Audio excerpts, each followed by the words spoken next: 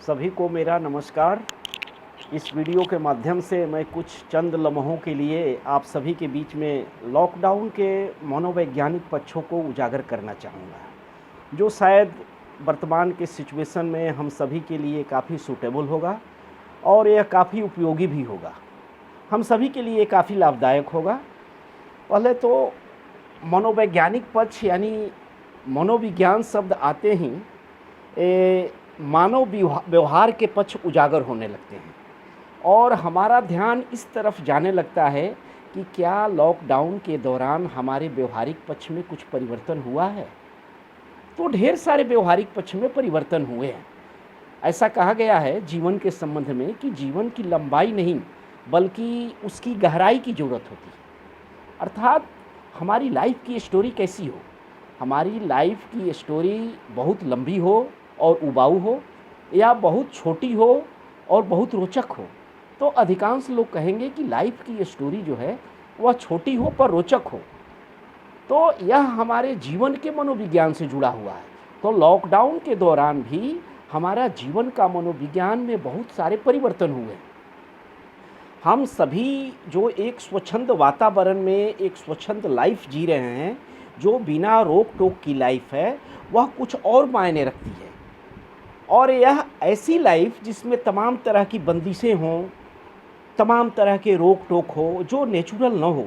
उस समय हमारे मेंटल स्टेट कुछ और होते हैं, हमारी मानसिक स्थिति साफ बदल जाती है। इसकी शुरुआत मैं एक बहुत ही अच्छी लाइन से करना चाहूँगा कि महफिल से दूर हम सभी अकेला हो गए, महफिल से दूर हम सभी अकेला हो गए और सूना सूना हम लोग के लिए सब मेला हो गए। जितने मेले थे सब सूने हो गए। लोग अकेले में मरने के लिए तैयार हैं, पर अकेले में एकाकीपन में जीने के लिए तैयार नहीं हैं। तो इस लॉकडाउन ने एकाकीपन को इतना बढ़ाया है कि आज आप एक मोबाइल में देखिए तो सबके मोबाइल में अधिकांशतः आपको सेल्फी नज़र आएगी। यह लॉकडाउन हमारे जो टुगेदरनेस का पावर है, एक साथ रहने की जो शक्ति है, उसको छिन्न भिन्न कर दिया है। अकेले केवल हम अपनी बात कह सकते हैं, पर आपस में हम बातचीत करते हैं। तो इस लॉकडाउन में हम केवल मुस्कुरा ही सकते हैं। अकेले में हम केवल मुस्कुरा सकते हैं, एक दूसरे से मोहब्बत और सहयोग नहीं कर सकते हैं। अकेले में हम केवल इंजॉय कर सकते हैं, पर सेलिब्रेशन नहीं कर सकते। इस पावर ऑफ टुगेदरनेस को लॉकडाउन ने एक तरह से तहस नहस कर दिया है। इस लॉकडाउन ने हमारे मनोवैज्ञानिक पक्षों में सबसे ज़्यादा मानसिक स्वास्थ्य को प्रभावित किया है। यह लॉकडाउन लगा क्यों, तो इसके मूल कारणों में तो नहीं जाऊंगा, पर मोटा मोटी यह जानना आवश्यक है कि कोविड-19 के प्रकोप के कारण ये लॉकडाउन लगा, जिसमें हद से ज़्यादा लोग डरे हुए हैं। यानी कि एक तरह की एक थ्रेटनिंग इशू बनकर रह गई है। लाखों करोड़ों लोग अलर्ट मूड में हैं। ऐसा देखने में आ रहा है कि लॉकडाउन के दौरान लोगों में स्ट्रेस का लेवल, जो तनाव का लेवल है, काफ़ी बढ़ा हुआ है। हालांकि WHO ने पहले से ही आगाह किया है कि इस दौरान कोविड-19 के दौरान जो लॉकडाउन लगेगा तो उसमें मेडिकल सुविधाओं के साथ साथ लोगों के मानसिक स्वास्थ्य का भी ख्याल रखा जाए। तो इस लॉकडाउन के दौरान मनोवैज्ञानिकों का, काउंसलर का रोल काफ़ी बढ़ा हुआ नज़र आ रहा है। देखिए, पेंडेमिक शब्द जो है वह केवल मेडिकल फिनोमेना नहीं है। यह हमारे यानी व्यक्ति और समाज दोनों को कई फॉर्म में प्रभावित करता है। इसी से डिसरप्शन आते हैं, इसी से स्टिग्मा आता है, भेदभाव आता है, छुआछूत आता है, इसी से फियर आता है। तमाम तरह की चीज़ें मनोवैज्ञानिक पक्षों से ही संबंधित है। लॉकडाउन ऐसी स्ट्रेसफुल वातावरण बना देती है जिससे लोग पैनिक सिचुएशन में आ जाते हैं। लोगों में थ्रेट्स दिन प्रतिदिन बढ़ते जा रहे हैं। ये जो डर है, थ्रेट्स है, इतने बढ़े कि लोगों ने बहुत सारे medical equipment, mask, sanitiser, vitamin C, vitamin D, nebuliser, तमाम तरह के आपके ऑक्सीमीटर, ये बहुत ज़्यादा खरीद लिए। नॉर्मल वे में खरीदते हैं कोई बात नहीं, खरीद कर लोगों ने उसको स्टोर किया अनयूजुअल वे में, तो एक तरह से ये भी हमारे मानसिक स्वास्थ्य को प्रभावित कर रहा है। यानी कि हम अनयूजुअल वे में चीज़ों को इकट्ठा कर रहे हैं डर के मारे। यदि हम कोविड-19 के दोनों वेव को देखें तो हमारे देश में बहुत दिनों तक लॉकडाउन रहा है और लोग अपने अपने घरों में कैद हैं, मानो जीवन एक तरह से ठहर गया है।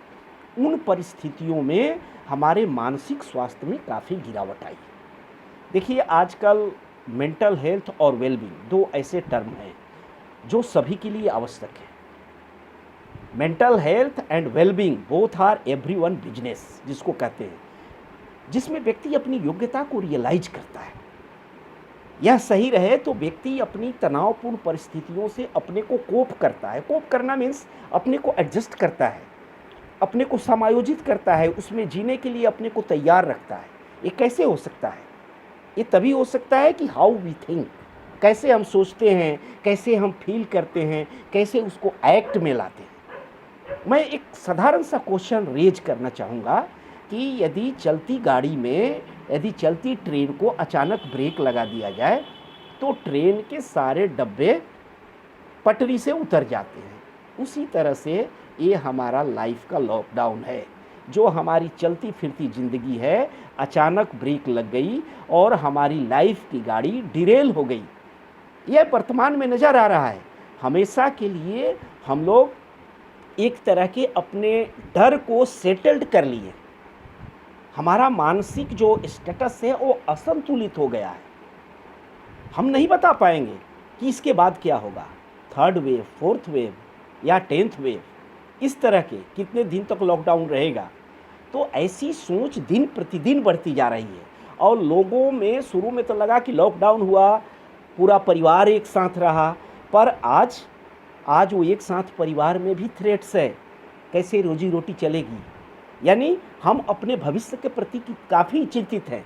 लॉकडाउन के दौरान फियर और चिंता दो ऐसी चीज़ें हैं जो सभी एज ग्रुप को प्रभावित कर रहा है, चाहे वह बच्चा हो, यंग हो, एडल्ट हो या ओल्ड एज वाले लोग हों, सब में ये कहीं न कहीं प्रभावित कर रहा है। लोग फैमिली से, फ्रेंड से दूर हैं। उनका अनसर्टेन फ्यूचर एक रूम में कैद होकर रह गया है, अनसर्टेनिटी जिसको कहते हैं। और इससे क्या होता है कि हमारा मनुष्य एक सामाजिक प्राणी है। समाज में रहकर उसकी ब्रेन की ट्रेनिंग होती है और जिस दिन वह अकेला में रह गया, एकाकीपन जीवन बिताने लगा, उसका माइंड और ब्रेन ग्रो करना बंद कर देगा, उसकी ट्रेनिंग एक्सरसाइज बंद हो जाएगी। कहा जाता है ना कि ट्रेन योर ब्रेन, तो ब्रेन को हमेशा ट्रेनिंग चाहिए, वो ग्रो ख़त्म हो जाएगा। आजकल लॉकडाउन में हम लोग सभी लोगों का जो घरों में कैद हैं, उनका ब्रेन एक तरह से स्थिर हो गया है।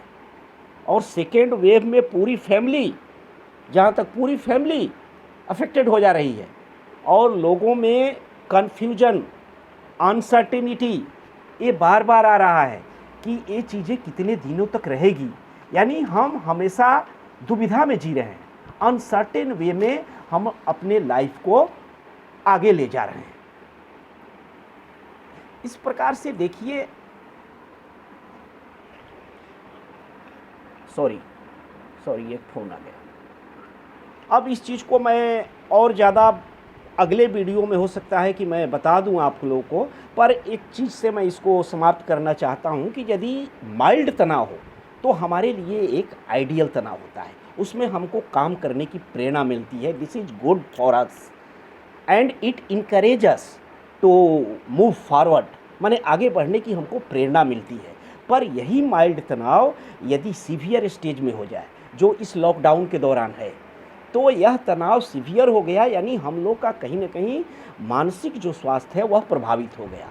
और मैं आगे के वीडियो में जहाँ तक बताऊंगा कि एक एक करके मैं शेयर करना चाहूँगा, जिसमें बच्चों पर क्या प्रभाव है, बड़ों पर क्या प्रभाव है, बूढ़े लोगों पर क्या प्रभाव है, और स्टूडेंट्स पर सबसे ज़्यादा जो लॉकडाउन के दौरान घरों में रह रहे हैं उनमें किस तरह की टेंडेंसी है, और इन सारी चीज़ों को कैसे हम मैनेज करें, इस पर भी हमारी बात होगी।